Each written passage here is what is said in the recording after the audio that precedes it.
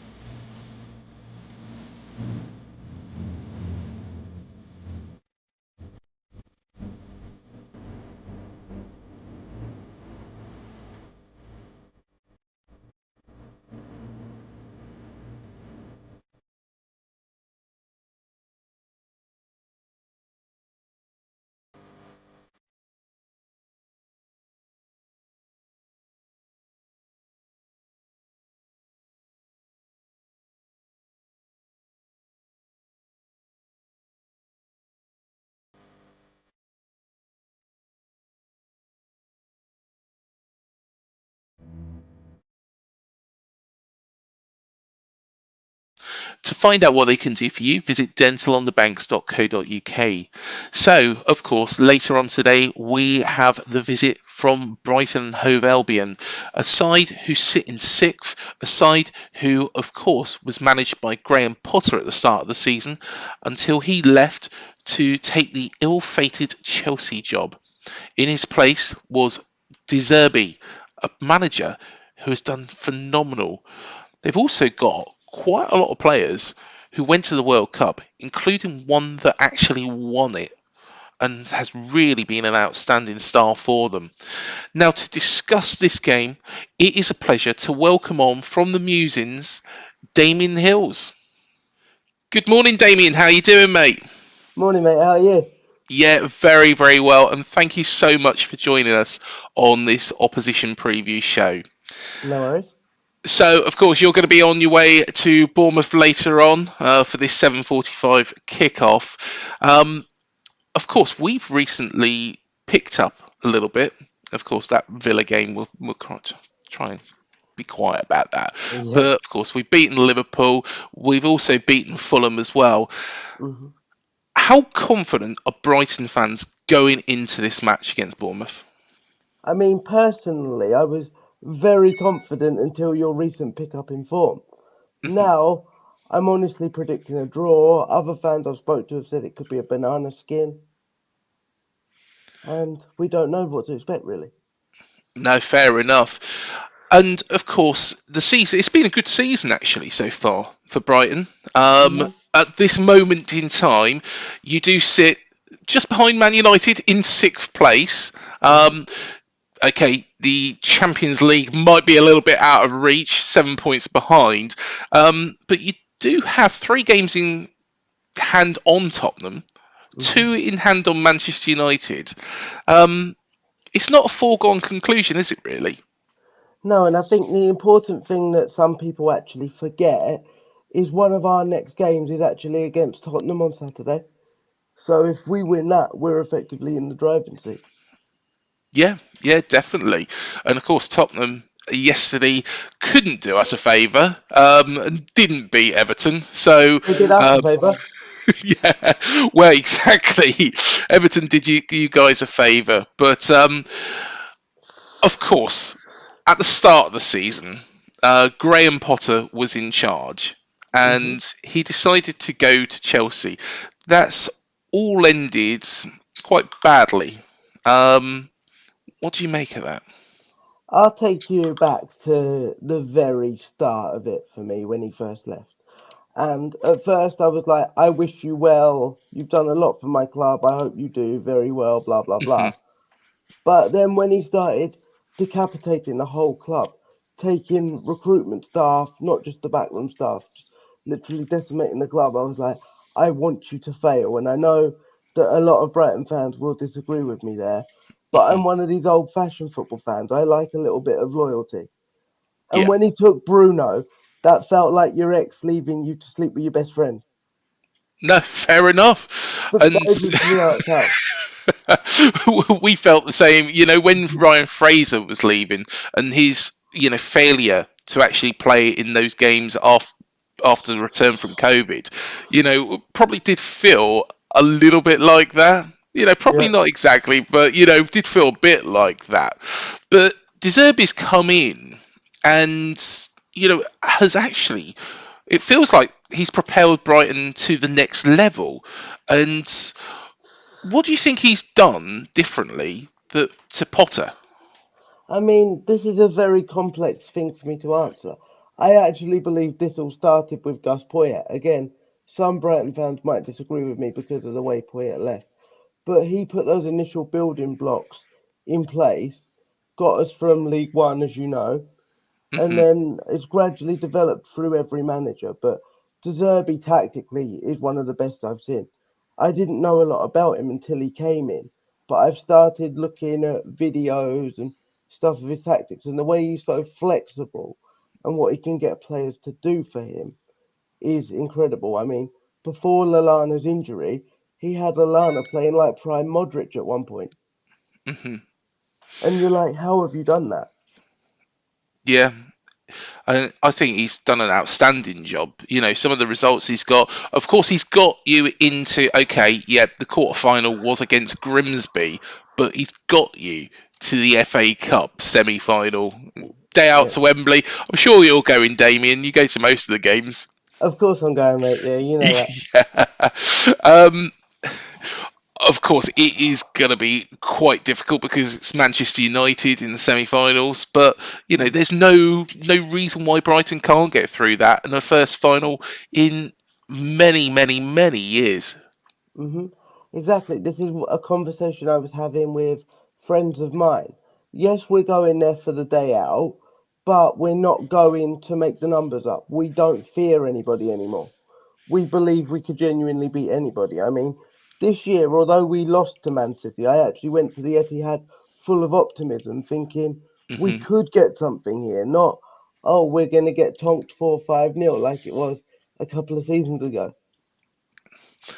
And of course, we've had quite a few games against each other Yeah, across the years. Um, of course, Brighton was our first win. I think it was about 4 years ago when David Brooks scored that fantastic goal, didn't he? yeah. But do you think that there's a little bit of an impetus when you're playing Bournemouth? It feels like a little bit of a local rivalry, but it's just a friendly, good rivalry because we are two clubs that have been in similar sort of positions throughout the years. I mean, exactly what you've just said there. It's look at how many players have crossed the divide between the two clubs. You've had Tommy Elphick, you've had Steve Cook, to name just Yeah, two. Both of those players have gone on to achieve things with Bournemouth as well. But it doesn't feel like a rivalry or a derby. It just feels like there's a good-natured banter there, as you said. yeah, yeah, definitely.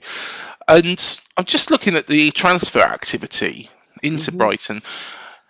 You look at that this season, and Brighton don't spend that much money, but what you've received for the players that you've sold is phenomenal. And you're bringing in players. Let's be honest. How many people knew of Alexis McAllister before he turned up at Brighton?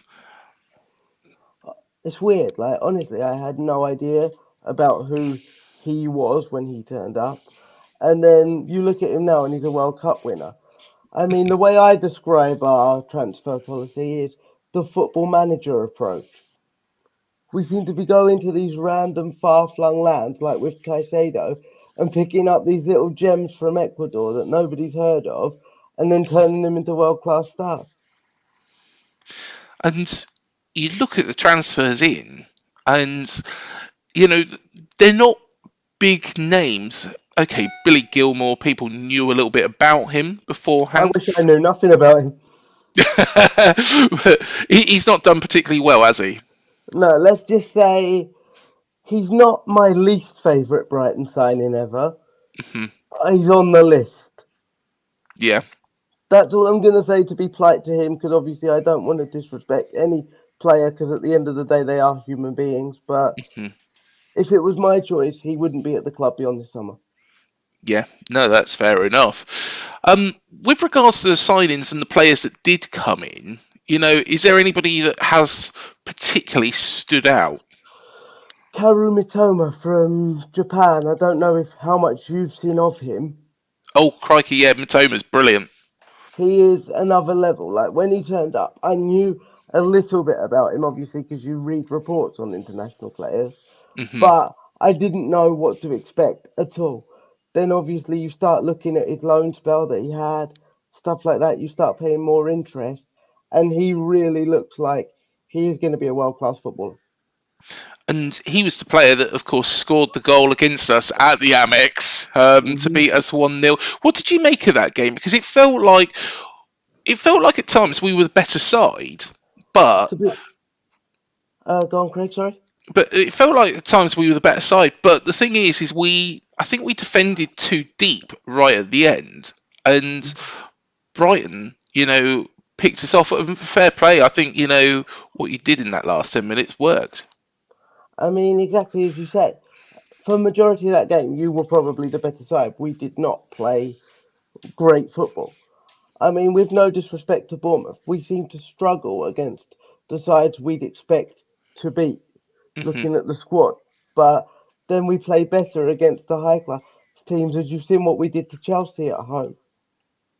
Yeah, and well, you got your own back on Graham Potter, didn't you? Let's just say, as a fan, I enjoyed that. um, so, of course, you have only lost 7 games. When you first come up, of course, we were already in the Premier League. The first season, always a little bit of a struggle, but you managed to get yourself over the line. And since then, it has been, a phenomenal rise for Brighton. Mhm. And the Amex is absolutely buzzing, isn't it? It is like the whole town. Like you used to go out and you would see kids in top six or big six, whatever you want to call them, shirts, and you Mhm. wouldn't see kids that supported Brighton.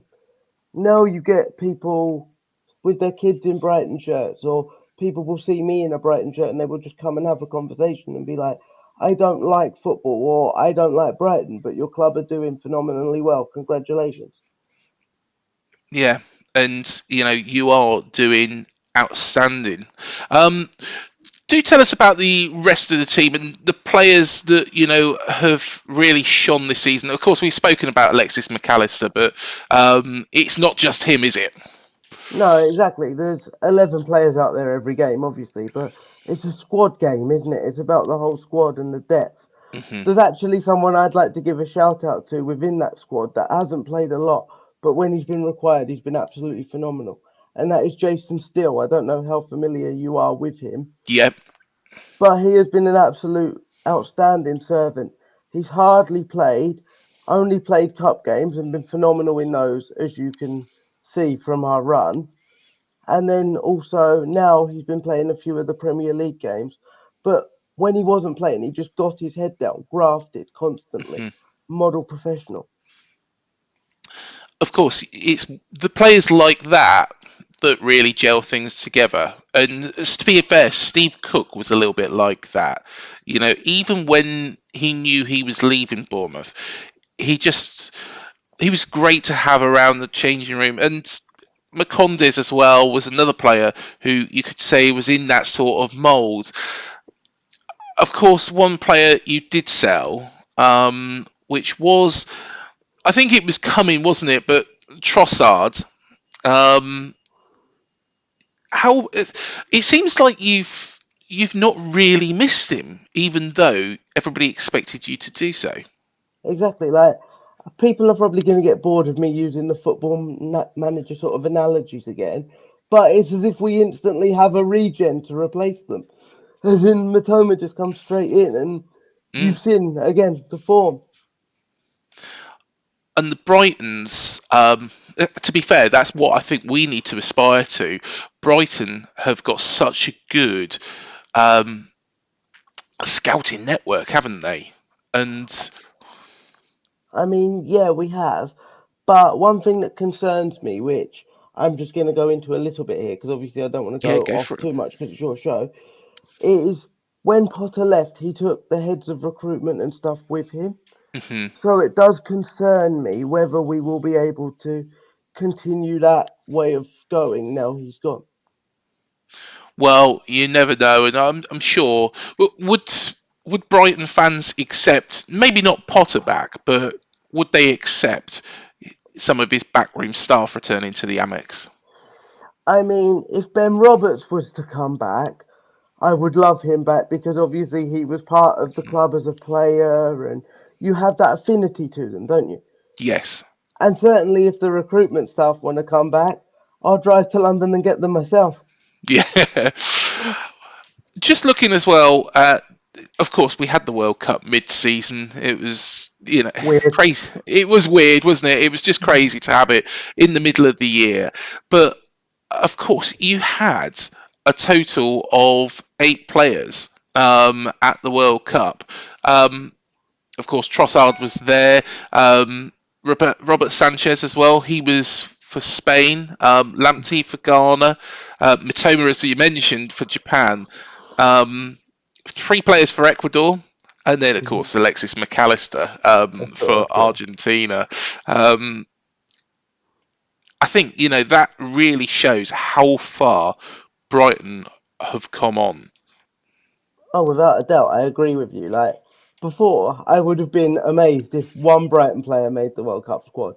I Mhm. think I said to a friend of mine, it's unbelievable that we've got this depth of quality at the World Cup. I mean, when you look at how good Rob Sanchez is as a young goalkeeper, the fact he's in the Spain squad but not even getting near any starts in friendlies or anything just shows their quality, but also our quality at the same time. Yeah, yeah, definitely. Um, and 2 players as well, of course, have actually, well, to be fair, 3 players really that have helped the club from the Championship.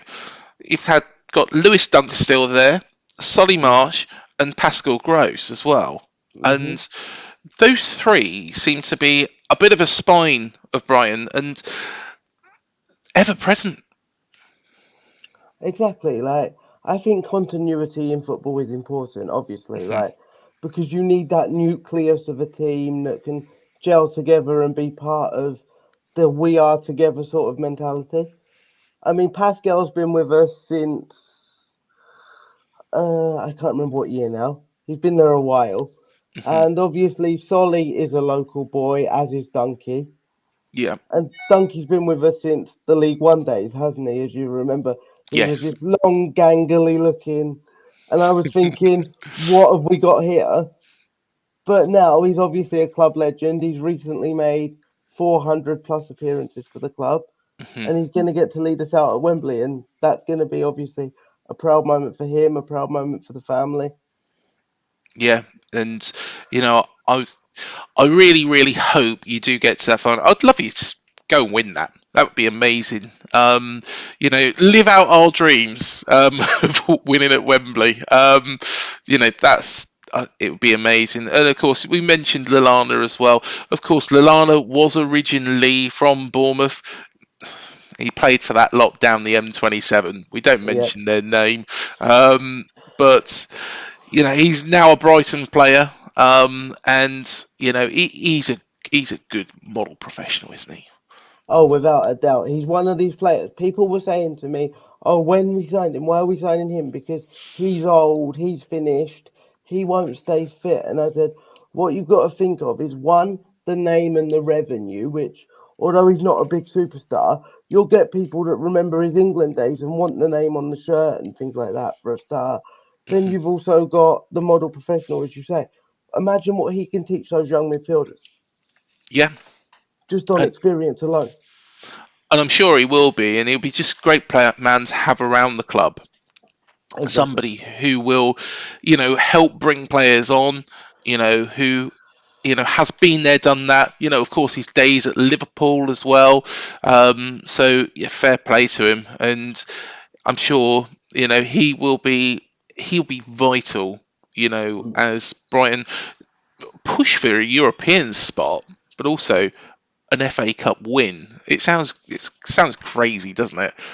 It does. Like, as a fan, I still can't believe that we're sitting here talking like that. I thought this would be one where we'd sort of be mid-table and safe, and you guys would be down the bottom. And I thought it'd just be one of those seasons, to be honest.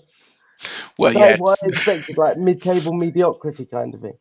I'll forgive you for saying, we'll be down the bottom because let's be honest, that's what we have expected. But it'd be nice to replicate what Brighton have done. Oh, without a doubt, I believe you could with what's in place there. Obviously, you're a good club. You're building sustainability, and I actually hope you guys do well. And that's me being honest with you here. No, And I thank believe you. you've got the potential to do that, but it's all about carrying the potential forward. Yep, definitely. And of course, we've got a new owner now. We're probably going to spend big in the summer if we do stay in the Premier League. Um, Talking about owners, Tony Bloom. Well, what a Mm. fantastic owner. Oh, without a doubt. I mean, just to touch on what Tony Bloom is, the man's a pure Brighton fan. I mean, I don't know how many of the news stories and stuff you've seen where he's sat in the away end with so he's been drinking on trains with fans and stuff. The man is just one of us. It's incredible. I mean, when I went to Brentford away earlier this season or last season, I can't remember which it was, he was literally sat 2 rows behind me in Yeah. the away end, and when we were scoring, he was like jumping up with us and stuff. Oh, there we are, Bill. That's what you need to do. Come have a drink with us at the golf club before the games, and get the get involved with the fans. Because I tell you what, that's what It's class, isn't football's it? all about. Oh, it is. It's quality. It is absolute quality.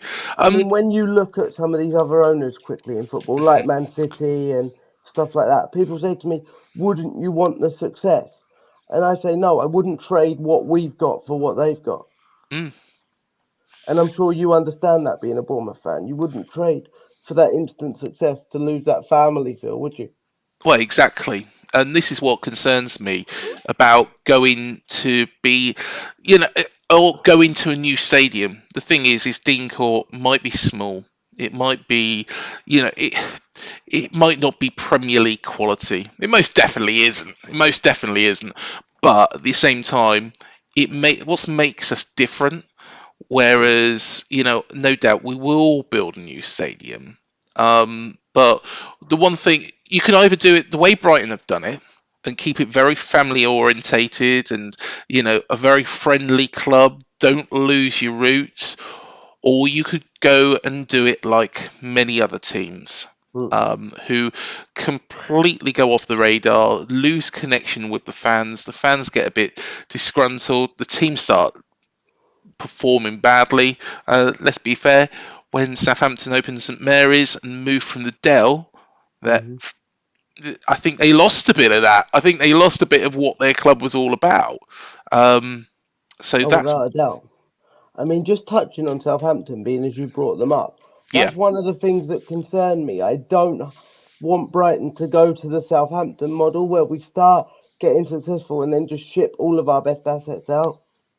yeah. They're just a feeder club for Liverpool, though, mate. That's what they are. I mean, fair point. I mean, if they go down, can we have James Ward-Prowse? That'd be class. Yeah, somebody. Yeah, honestly, I don't care where he goes, but somebody take him off that lot. We need a set piece merchant as well. But yeah, Because other than Alex, we haven't got a set piece merchant. So it'd be nice to have one. I tell you what, I think I'll ask you two questions in a moment, actually. The first will be about the prediction for the game, but the second one will be a little bit different. But before we do that, Damien, I'm going to make you full screen for this, but can you tell us a little bit about your channel, The Musings? Okay, of course I can. I started this podcast just to sort of give a perspective of a disabled person on football, also speak to some ex-pros, ex-coaches, stuff like that, because I felt there wasn't enough diversity in the football podcast community. And the link for the musings is just below as well. So please, everybody, go and subscribe to Damien's channel and let's get that subscriber count right up there as well, mate. Because I honestly, appreciate that, mate, mate. you're an inspiration. What you've done on there, and I've known you for a while now. And yeah, the content you've done is brilliant. I Really, really appreciate good, that, mate. mate. To be honest, it feels weird being a guest and not being a host. It feels a little bit weird. Well, honestly, mate, I'm more than happy if you ever want me to come on talk about Bournemouth. You might not, to be I honest, but was actually going to mention that, and being as you've just brought it up, would you be able to do something with me after the game to talk about stuff, maybe in the next few days about the game and stuff? oh, most definitely, mate. Yep, we Sweet, I'll will give you a do that. message and we'll sort that out. And Of course, yeah, I'd be more than happy to do that for you. Um, what I was going to do was ask you two questions. okay. Well, actually, let's say three. So the first one, tonight, how does this game go? I can see Brighton dominating possession for large parts because obviously that's what we do. We control the ball and we try and create good attacks. Mhm. But if you can stunt the midfield, like stop Caicedo and maybe McAllister from getting into that groove, you've got a real chance to get a foothold in the game and cause us a problem. The only way that we would batter you is if you drop back and defend too deep like you did at the Amex and lost 1-0. Yep, I can't disagree with that. I think that was the big error that Gary O'Neill made, was just dropping too deep and allowing, because if you do that against Brighton, you will punish us. I mean, you saw that at the World Cup with McAllister. If you give him time on the ball, he hurts you. Yes, It's yeah. that simple. I think though, because of that game, we have abandoned that where we sit too deep, and I don't think Gary O'Neill's going to do that again, especially against Brighton. Um, You hope not. I'd hope not. No, I think I'll be shouting from the stands if he started doing that. I think we will attack. I think we have got momentum on our side after that second half performance against Fulham. Play like we did in the first half, you're going to be 3-0 up and out of sight. But Mm, if we play like we did in the second half, we do have a chance. I'd like to think that we can get the 3 points. mm. We are the home side. Home advantage. Yep. We have got the Leicester game coming up, and it That's a would bigger be game for you, isn't it? it would be, yeah. I think if we beat Brighton, but then got beat by Leicester, it kind of It's pointless. exactly, yeah, because you've given points to one of your rivals. We're not in the same. We're not competing with Brighton this year. No. We're competing with Leicester, so I think, as nice as it would be to win, I think it'd probably be a draw, Hmm. maybe a 1-1 draw. But as long as we then go and beat Leicester at their stadium, I'm happy. I'm happy with that. That would put us on 31 points in a good place for that running. And of course, we've got three massive games in a row against West Ham, Southampton, and of course Leeds at the end of this month. Which, let's be fair, we've got to get at least 7 points from those, haven't we? I could see you getting 7 from those from a personal sort of outsider perspective. I hope you beat Southampton, honestly, because I want to see them go down so that we can do a little bit of raiding like they used to do to us. And then, obviously, Leeds, they really didn't impress me when I went to the away fixture with Brighton. But Yeah, it was just a case of they knew how to stop Brighton. That is how they got that draw. They knew how to stop Brighton. yeah. And that's what I was saying to you. If you can stop us doing what we want to do, we don't seem to have a plan B. That's no disrespect to Roberto in what I'm saying there. I'm sure you'll understand where I'm coming from. Yeah, He has his style, and that is it. There is no plan B. yeah, definitely. And I think that's what we've got to look at doing, is controlling that midfield. We have got good midfield, and making sure Alexis McAllister can't play his game. You beat me to it though, really. I was going to ask you, do you want Southampton to go down? You have pretty much answered the question. Do you think they'll go down? Uh, I think they are down, if I'm being honest. Hmm. But this is football. We've seen before with our clubs being in similar positions. So you can't write this off, can you? I mean, look at Hmm. League One a few years back when we were like 9 points adrift and we clawed it back. Yeah, It depends if the players want to fight for it. And I'm not going to say that their players don't want to fight for it, but it needs to be very specific if the players have got that we will fight for each other mentality. of course, we have got this game in hand of Southampton, and I personally feel Southampton have had it this season. I Oh, think yeah. they have. I think they have. I think they rely on one player too much. Ward Prowse, he is quality. He could play for one of the top teams. He Brighton. probably could play. Yeah, he could. To be fair, I think he'd be right at home in the Brighton squad as well. Maybe Hmm. not every game, but I think he would be right at home. But I personally don't think my question at the start of the season was if Ward Prowse got injured, then what do Southampton do? I mean, exactly. I posed a similar question, and I know what you've just said about you don't think he'd necessarily be in our team all the time. But Mm, if I was being honest with you, I would replace Gross with Ward Prowse. That's yeah, personal, and a lot of Brighton fans are going to come for me here. But Gross is aging for a start. That's mhm, no disrespect, that's just a fact. And obviously, you need somebody to replace that creativity that can put a good ball in with the assist. So why not Ward Prowse as the perfect replacement? yeah, yeah, definitely. Definitely. There you go. You go do some raiding against Southampton at the end of the season. Um, That'd be nice, wouldn't it?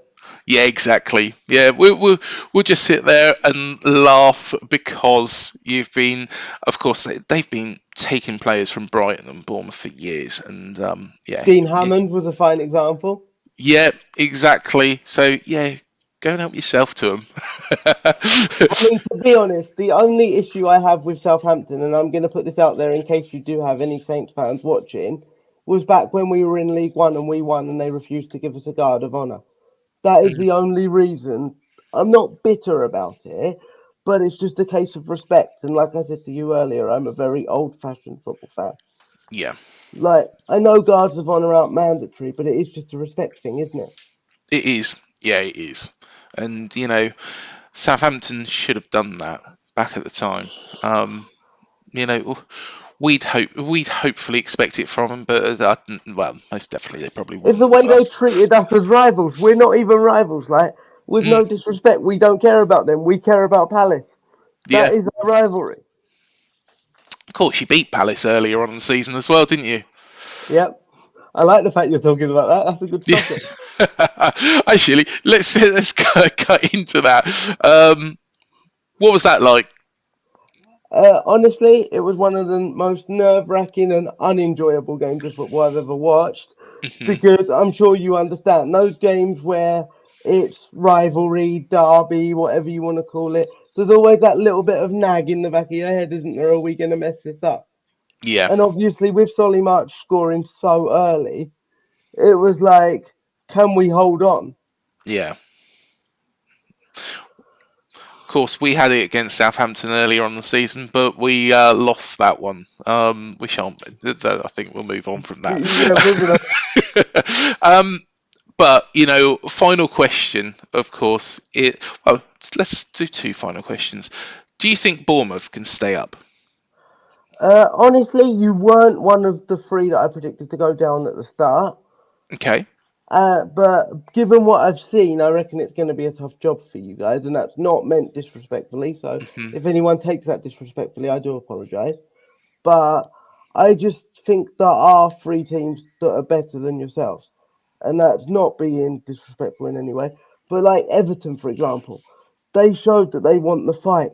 Can your players match that? That's what I'm wondering.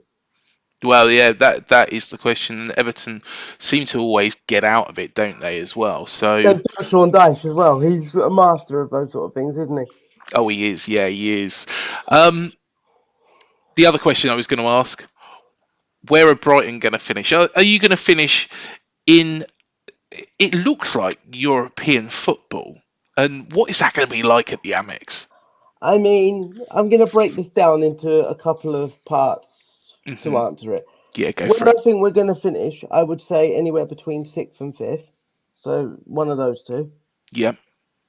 Do I think Champions League is unattainable? No, but I think it's unrealistic at Hmm. this stage, given our run in where we've got to play City. Obviously, we've got United in the league still. We've got Chelsea. We've got Tottenham.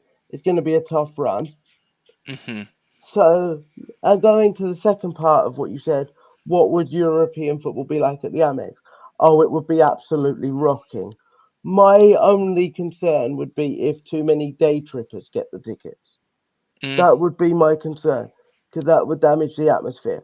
However, if it's sold right and it goes on loyalty points, and it's fans that have been around for years and seen us from like League One or even further back, and the atmosphere is proper, I could see us surprising a few teams in those competitions.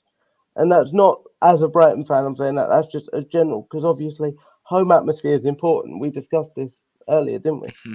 Yes. And obviously, for a club's first European night, our boys are going to be more up for it than someone that's played in Europe before. They're going to think, right, let's go and show the world what we can do. Yeah.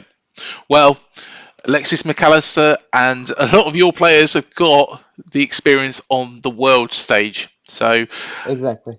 it might be a bit strange for the Brighton fans going into Europe, but it might not be for the players. But Damien, it's been an absolute pleasure having you on. Like Thank I you, say, mate. you will be at the game. Please, everybody, subscribe to Damien's channel. It's all down there in the description. And have a safe journey. And all the very best, of course, after tonight. Yeah. We do need those 3 points. Just before I go, what is your prediction for tonight? I'm gonna go.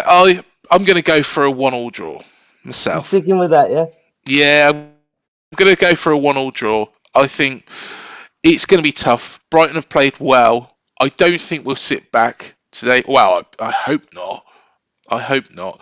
But I would be surprised if we went 1-0 up. We're going to sit back and then get picked off again. Ah, I wouldn't be surprised if that happens, but I can't see it. But I think there will be a moment of magic from somebody like Alexis McAllister. I And to hope be so. fair, I think, when we did play at the Amex, I think the Brighton side, were probably a little bit under strength. There was a Mm. couple of players missing, and we're a little bit leggy because of the amount of games that you'd played. So, um, personally, I'm hoping, I'm hoping, we can get something. But I wouldn't be surprised, if you do end up going home with the 3. But Damien, it's been an absolute pleasure to have you on, mate, and you're always welcome anytime. So yeah, and I will definitely come on your show. It'll be an absolute pleasure, mate. Thank you, mate, and I'll see you soon. All right, I'll see you soon. Thanks See so ya. much, mate. And thank you everybody for joining us on this show. Please remember to hit the like, the subscribe, the bell button below to be alerted to any new videos we do here on Up the Cherries in all departments. Please also do make sure that you watch our previous interviews, also the raw reaction from the Fulham game as well. And there's loads more. Of course, Damien mentioned Steve Cook. We had an interview with him, so do please go and watch that as well. It was just over a year ago, believe it or not now. So do check that out. Hit the like, the subscribe, and we'll see you in the next one. Thank you for joining us.